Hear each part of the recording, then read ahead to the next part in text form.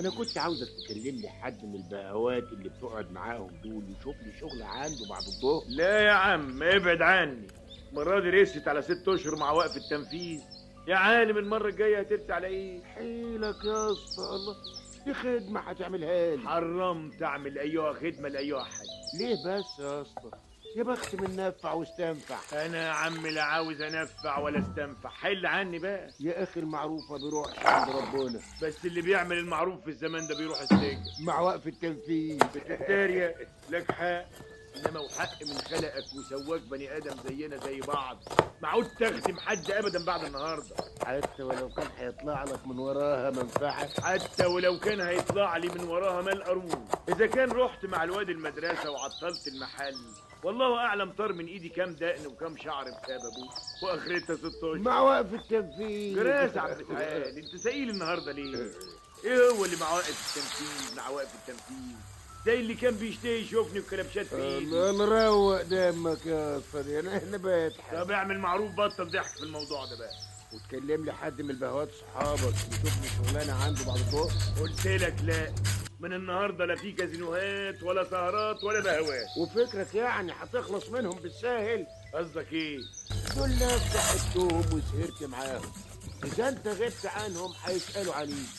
هيسألوا على مين بقى يا سعد متعال؟ على مسعود البرعي شعبان. المهندس ولا الافوكاتو ولا الدكتور؟ المهم مسعود البرعي شعبان، سواء كان مهندس ولا ابوكات ولا دكتور، الاسم هيدلهم عليه. والنبي بلاش تخاريف.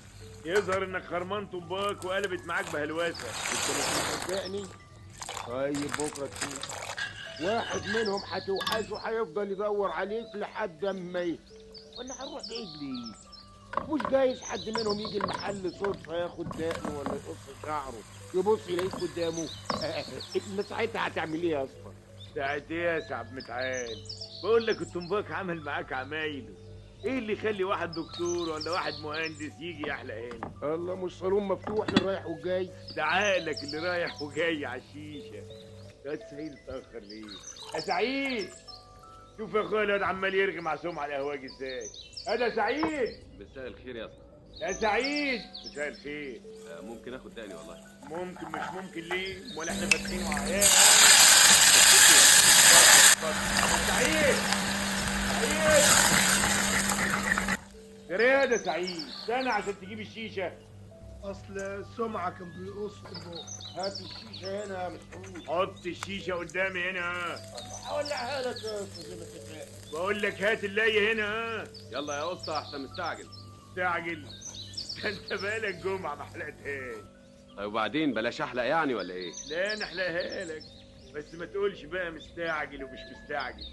روح هات خد دقنه، بس خليك حنين على الموس. ايه ده يا عم تعالى الزباين اللي بتورد علينا كله